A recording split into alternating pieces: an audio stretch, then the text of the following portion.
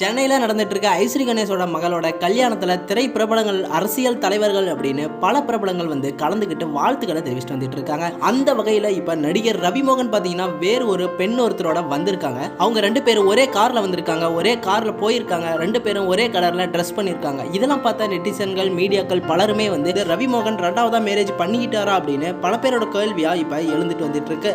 இந்த நியூஸ் இப்போ பயங்கர வைரலாக ஷேர் ஆகி வந்துட்டு இருக்கு. தமிழ் சினிமாவில் முன்னணி நடிகர்ல ஒருவராக வளம்புறவர் தான் ரவிமோகன். இவர் இப்ப பராசக்தி படத்துல நடிச்சிட்டு வந்துட்டு இருக்காரு அப்படிங்கறதும் குறிப்பிடத்தக்கது. நடிகர் ரவிமோகன் 2009 ஆர்த்தி அப்படிங்கிறவங்கள திருமணம் செஞ்சுக்கிட்டாங்க. இந்த ஜோடி 15 ஆண்டுகள் ஒன்னா வாழ்ந்துட்டு வந்ததுக்கு அப்புறமா இப்ப அவங்களுக்குள்ள ஏற்பட்ட கருத்து வேறுபாடு காரணமா இவங்க விவாகரத்து வாங்கி பிரிய போறோம் அப்படின்னு அனௌன்ஸ் பண்ணியிருந்தாங்க.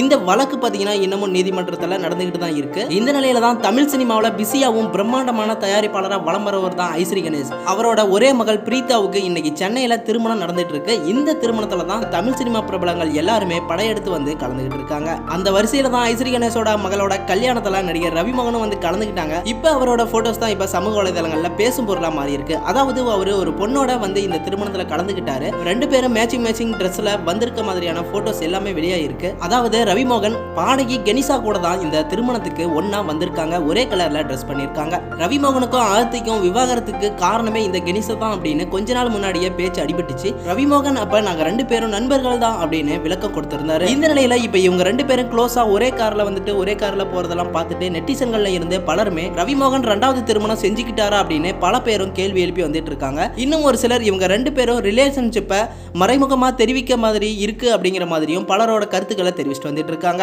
இன்னும் ஒரு சிலர் ஆர்த்திக் கூட அதிகாரப்பூர்வமான விவாகரத்து கிடைக்காததுனால ஜெயம் ரவி கெனிசா இவங்க ரெண்டு பேரும் லிவிங்ல தான் இருந்துட்டு வராங்க அப்படிங்கிற மாதிரியும் பல பேரும் பேசிட்டு வராங்க. எப்படி பேசினாலும் இந்த நியூஸ் தான் இப்ப வைரல் நியூஸா பரவி வந்துட்டு இருக்கு. உங்களோட கருத்துக்கள் என்ன அப்படிங்கறத சொல்லுங்க. அடுத்த அப்டேட் தெரிஞ்சுக்க சேனல் சப்ஸ்கிரைப் பண்ணிட்டு பெல் ஐக்கனை கிளிக் பண்ணிக்கோங்க.